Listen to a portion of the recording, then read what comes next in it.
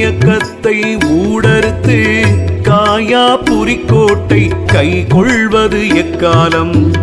காயா புரிக்கோட்டை கைவசமா கொள்வதற்கு மாயா அனுபூதி வந்தெடுப்பது எக்காலம்? ஓம் சிவ சிவ ஓம், ஓம் ஹர ஹர ஓம். சேயாய் சமைந்து செவிடு ஊமை போற்றிருந்து பேய் போல் இருந்துன் பிரம்மை கொள்வது எக்காலம்? பேய் போல் திரிந்து பிணம் போர் கிடந்து பெண்ணை தாய் போல் நினைத்து தவ முடிப்பது எக்காலம்?